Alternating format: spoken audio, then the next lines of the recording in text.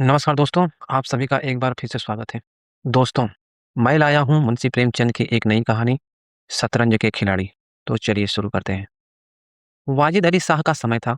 लखनऊ विलासिता के रंग में डूबा हुआ था। छोटे-बड़े, अमीर-गरीब सभी विलासिता में डूबे हुए थे। कोई नृत्य और गान की मजलिस सजाता था, तो कोई अफीम की पीनत ही में मजे लेता था।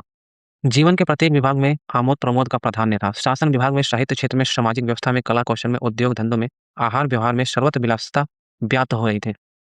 राज कर्मचारी विषय वासना में, कविगण प्रेम और विरह के वर्णन में, कारीगर कलाबत्तू और चिकन बनाने में, व्यवसायी सुरमे, इत्र, मिस्त्री और उबटन का रोजगार करने में लिप्त थे।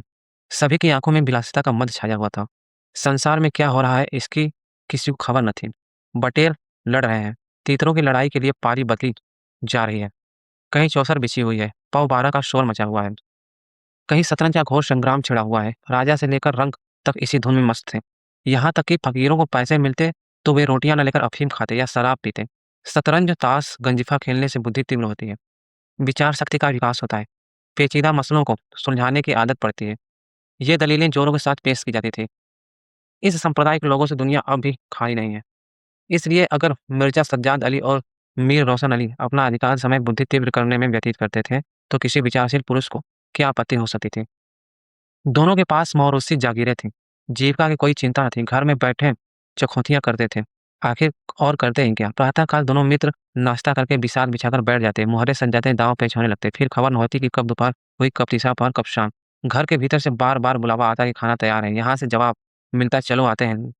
दस्तरख़्वान बिछाओ। यहाँ तक कि बावर्ची बेहोश होकर कमरे में ही खाना रख जाता था। और दोनों मित्र दोनों काम साथ-साथ करते थे। मिर्ज़ा सज्जाद अली के घर में बड़ा बूढ़ा न था, इसलिए उन्हीं के दीवान खाने में बाज़ियाँ होती थी। मगर यह बात न थी कि मिर्ज़ा के घर के और लोग उनके व्यवहार से खुशी हों। घरवालों का तो कहना ही क्या, मोहल्ले वाले घर के नौकर-चाकर तक नित्य द्वेषपूर्ण टिप्पणियाँ करते थे। बड़ा मनहूस खेल है, घर को तबाह कर देता है, खुदा न करे किसी को इसकी चाट पड़े। आदमी दीन दुनिया में किसी काम का नहीं रहता, न घर का न घाट का। बुरा रोग है। यहाँ तक कि मिर्ज़ा की बेगम साहब इससे इतना द्वेष था कि अवसर खोज-खोज कर पति को लताड़ती थी। पर उन्हें इनका पर उन्हें इसका अवसर मुश्किल से मिलता था। वह सोती ही रहती थी, तब तक उधर बाजी बीत जाती थी और रात को जब सो जाती थी, तब कहीं मिर्ज़ा जी भीतर आते थे। हाँ, नौकरों पर वह अपना गुस्सा उतारती रहती थी। क्या पान माँगे हैं? कह दो आकर ले जाएँ। खाने को भी फुर्सत नहीं है, ले जाकर खाना सिर पर पटक दो, खाएँ। चाहे कुत्ते को खिलावें, पर दू-बदू वह भी कुछ न कह सकती थी। उनके अपने पति से उतना मलाल न था, जितना मीर साहब से। उन्होंने उनका नाम मीर बिगाड़ू रख छोड़ा था।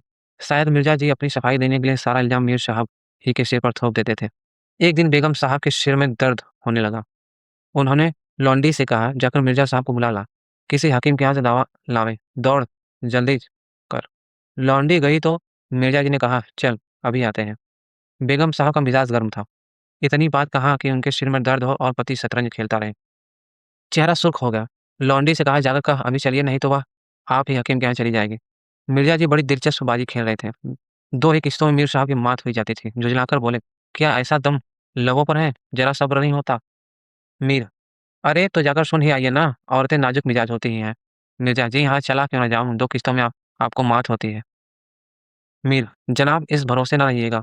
वह चाहे सोचिए कि आपके मुहरे धरे रहें और मात हो जाए, पर जाइए सुन आइए, क्यों खामख़ा उनका दिल दुखाइएगा। मिर्ज़ा, इसी बात पर मात ही करके जाऊँगा। मीर, मैं खेलूँगा ही नहीं, आप जाकर सुनाइए। मिर्ज़ा, अरे यार जाना पड़ेगा हकीम के यहाँ, सिर दर्द खाक नहीं है, मुझे परेशान करने का बहाना है। मीर, कुछ ही हो उनकी खातिर तो करनी ही पड़ेगी। मिर्ज़ा, अच्छा एक चाल और चल लूँ? मीर, हरगिज़ नहीं, जब तक आप न सुनावेंगे मैं मुहरे में हाथ ही न लगाऊँगा।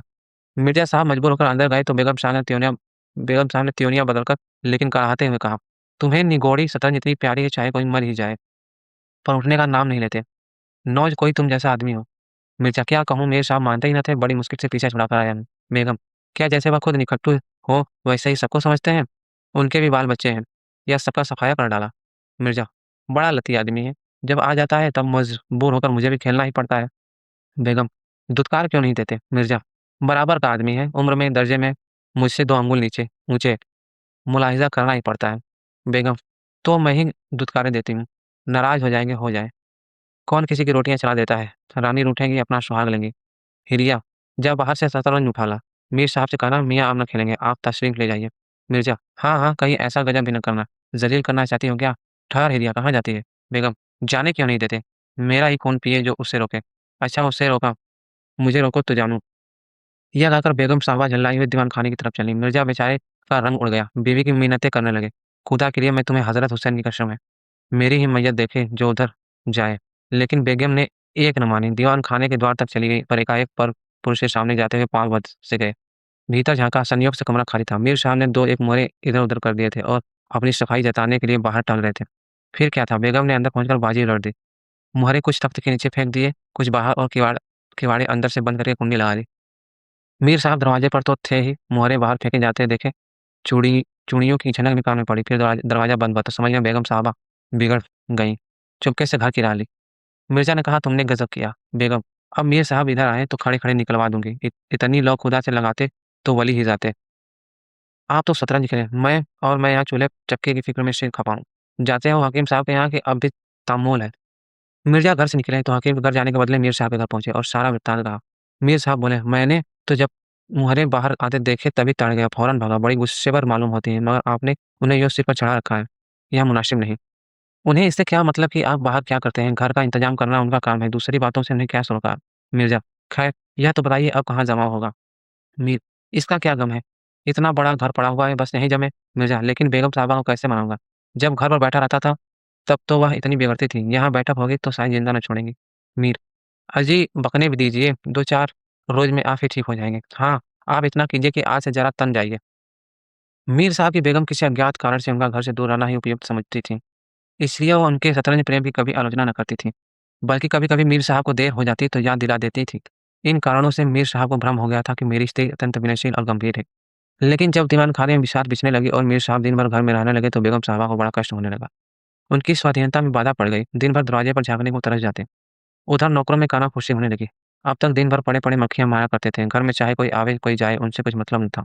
अब आठों पहर की धौंस हो गई, कभी पान लाने का हुक्म था, कभी मिठाई का, और हुक्का तो किसी प्रेमी के हृदय की भाँति नित्य जलता ही रहता था। वे बेगम साहिबा से जा-जाकर कहते, हुज़ूर मियाँ की शतरंज तो हमारे जी का जंजाल हो गई। दिन भर दौड़ते-दौड़ते पैरों में छाले पड़ गए। यह भी कोई खेल है कि सुबह को बैठो तो शाम ही कर दें? घड़ी आध घड़ी दिल बहलाव के लिए खेल लेना बहुत है। खैर हमें तो कोई शिकायत नहीं, हुज़ूर के गुलाम हैं, जो हुक्म होगा बजा हिलावेंगे। मगर यह खेल मनहूस है, इसका खेलने वाला कभी पनपता नहीं। घर पर कोई न कोई आफत ज़रूर आती है। यहाँ तक कि एक के पीछे मोहल्ले के मोहल्ले तबाह होते देखे गए हैं। सारे मोहल्ले में यही चर्चा होती रहती है, हुज़ूर का नमक खाते हैं, अपने आका की बुराई सुन-सुनकर रंज होता है। मगर क्या करें? इस पर बेगम साहबा कहती, मैं तो खुद इसको पसंद नहीं करती, पर वह किसी की सुनते ही नहीं, क्या किया जाए? मोहल्ले में भी 2-4 पुराने ज़माने के लोग थे, वे आपस में भाँति-भाँति के अमंगल की कल्पनाएँ करने लगे। अब खैरियत नहीं, जब हमारे रईसों का यह हाल है तो मुल्क का खुदा ही हाफ़िज़ है। यह बादशाह शतरंज के हाथों तबाह हो गए, आसार बुरे हैं। राज्य में हाहाकार मचा हुआ था, प्रजा दिन दहाड़े लूटी जाती थी, कोई फरियाद सुनने वाला न था। देहातों की सारी दौलत लखनऊ में खींची चली आती थी और वह वेश्याओं में, भाड़ों में और विलासिता के अन्य अंगों की पूर्ति में उड़ जाती थी। अंग्रेज कंपनी का ऋण दिन-दिन बढ़ता जाता था। कमली दिन-दिन भीग कर भारी होती जाती थी। देश में सुव्यवस्था न होने के कारण वार्षिक कर भी न वसूल होता था। रेजिडेंट बार-बार चेतावनी देता था, पर यहाँ तो लोग विलासिता के नशे में चूर थे। किसी के कानों में जूं न रेंगती थी। खैर मीर साहब के दीवान खाने में शतरंज होते कई महीने ही गुजर गए। नए-नए नक्शे हल किए जाते, नए-नए बनाए जाते, नित्य नई व्यूह रचना होती, कभी-कभी खेलते-खेलते झौड़ हो जाती, तू-तू, मैं-मैं तक की नौबत आ जाती, पर सिरे दोनों मित्रों में मेल हो जाता। कभी-कभी ऐसा भी होता कि बाजी उठा दी जाती, मिर्जा जी लौटकर अपने घर चले जाते। मीर साहब अपने घर में जा बैठते, पर रात भर की निद्रा के साथ सारा मनोमालिन्य शांत हो जाता था। प्रातःकाल दोनों मित्र दीवान खाने में आ पहुँचते थे। एक दिन दोनों मित्र बैठे शतरंज की दलदल में गोते खा रहे थे कि इतने में घोड़े पर सवार एक बादशाही फौज का अफसर मीर साहब का नाम पूछता हुआ आ पहुँचा। मीर साहब के होश उड़ गए। यह क्या बड़ा सिर पर आई, यह तलवी किस लिए हुई? अब खैरियत नहीं नजर आती। घर के दरवाजे बंद कर लिए। नौकर से बोले, कह दो घर में नहीं है। सवाल, घर में नहीं तो कहाँ है? नौकर, यह मैं नहीं जानता, क्या काम है? सवाल, काम तुझे क्या बतलाऊं, हुजूर से तलबी है। शायद फौज के लिए कुछ सिपाही मांगे गए हैं। जागीरदार है कि दिल लगी, मोर्चे पर जाना पड़ेगा तो आटे दाल का भाव मालूम हो जाएगा।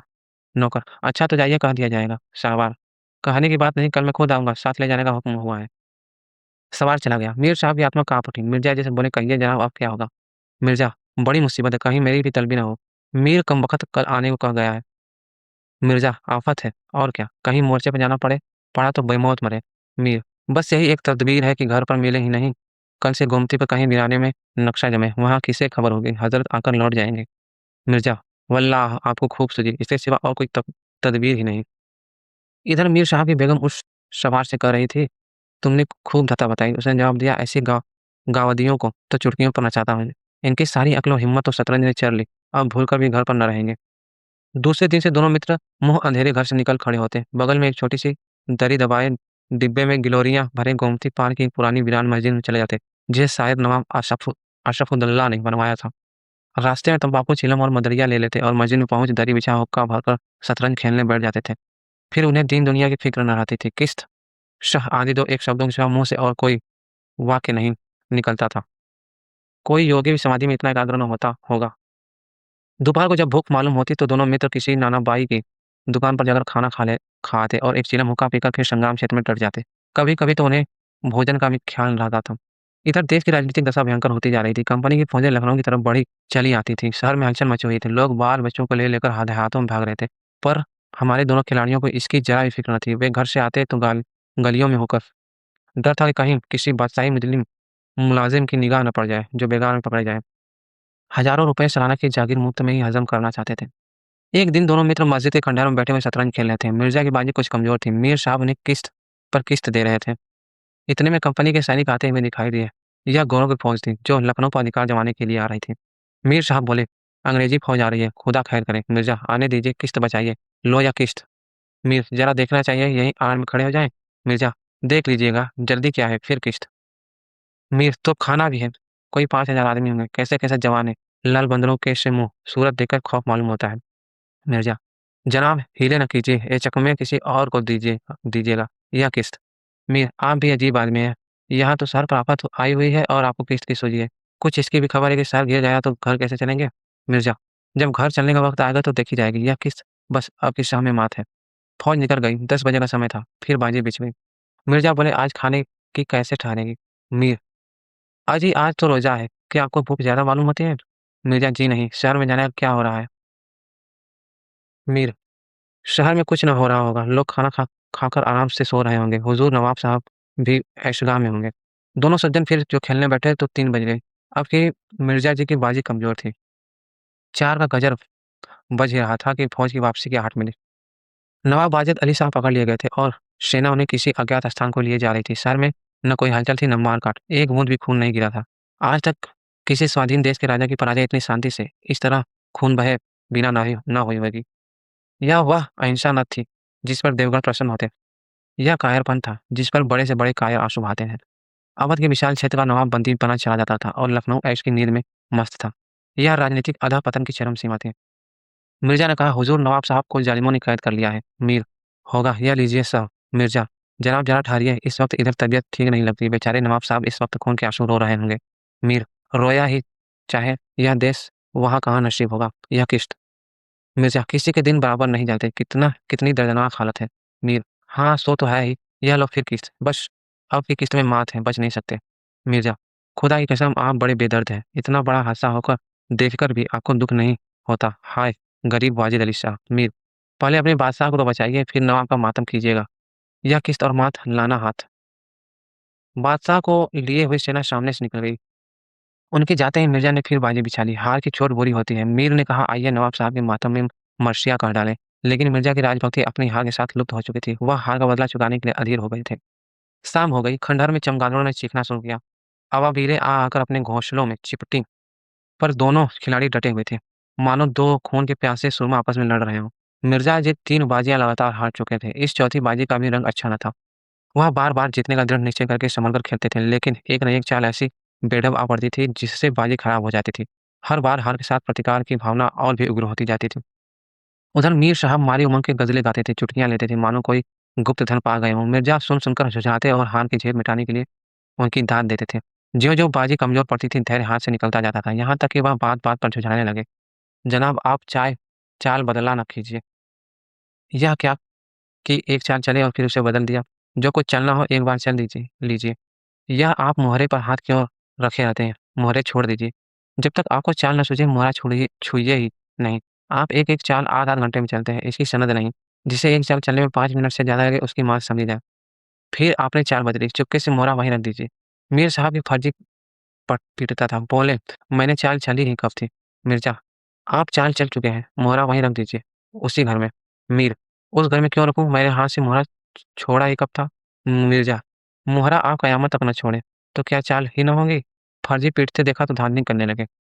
मीर: धांधली आप करते हैं, हार जीत तकदीर से होती है, धांधली करने से कोई नहीं जीतता। मिर्ज़ा: तो इस बाजी में आपकी मात हो गई। मीर: मुझे क्यों मात होने लगी? मिर्ज़ा: तो आप मोहरा उसी घर में रख दीजिए, जहाँ पहले रखा था। मीर: वहाँ क्यों रखूँ? नहीं रखता। मिर्ज़ा: क्यों ना रखिएगा? आपको रखना होगा। तकरार बढ़ने लगी। दोनों अपनी-अपनी टेक पर अड़े थे। नया दबता था नवा, अप्रासंगिक बातें होने लगीं। मिर्ज़ा बोले: किसी ने खानदान में शतरंज खेली होती तब तो इसके कायदे जानते। वो तो हमेशा घास छीला की है। आप शतरंज क्या क्या खेलिएगा? रियासत और ही चीज़ है, जागीर मिल जाने से इससे कोई रईस नहीं हो जाता। मीर: क्या घास आपके अब्बाजान छीलते होंगे? यहाँ तो पीढ़ियों से शतरंज खेलते चले आते हैं। मिर्ज़ा: अजी जाइए अभी, गाज़ीउद्दीन हैदर के यहाँ बावर्ची का काम करते-करते उम्र गुज़र गई। आज रईस बनने चले हैं। रईस बनना कुछ दिल्लगी नहीं है। मीर: क्यों अपने बुजुर्गों के मुँह पर कालिख लगाते हो? वे बावर्ची का काम करते होंगे, यहाँ तो बादशाह के दस्तरख़्वान पर खाना खाने चले आए हैं। मिर्ज़ा: अरे चल चरकटे, बहुत बढ़कर बातें न कर। मीर: ज़बान सँभालिए वरना बुरा होगा। मैं ऐसी बातें सुनने का आदी नहीं हूँ। यहाँ तो किसी ने आँखें दिखाई कि उसकी आँखें निकाली। हाय हौसला! मिर्ज़ा: आप मेरा हौसला देखना चाहते हैं तो फिर आइए आज 2-2 हाथ हो जाए, इधर या उधर। मीर: तो यहाँ तुमसे दबने वाला कौन है? दोनों दोस्तों ने कमर से तलवारें निकाल लीं। नवाबी ज़माना था, सभी तलवार, पेश कब्ज़, कटारों वगैरह बाँधते थे। दोनों विलासी थे पर कायर न थे। उनमें राजनीतिक भावों का अधःपतन हो गया था। बादशाह के लिए क्यों मरे? पर व्यक्तिगत वीरता का अभाव न था। दोनों ने पैंतरे बदले, तलवारें चमकी, छपाछप की आवाज़ें आईं। दोनों जख्मी होकर गिरे और दोनों ने वहीं तड़प-तड़प कर जानें दे दी। अपने बादशाह के लिए जिनकी आँखों से एक बूँद आँसू न निकला, उन्हीं दोनों ने शतरंज के वज़ीर की रक्षा में प्राण दे दिए। अंधेरा हो चला था, बाजी बिछी हुई थी, दोनों बादशाह अपने-अपने सिंहासन में बैठे, मानो इन दोनों वीरों की मृत्यु पर रो रहे थे। चारों तरफ सन्नाटा छाया हुआ था, खंडहर की टूटी हुई मेहराबें, गिरी हुई दीवारें और धूल-धूसरित मीनारें इन लाशों को देखती और सिर धूनती थी। धन्यवाद।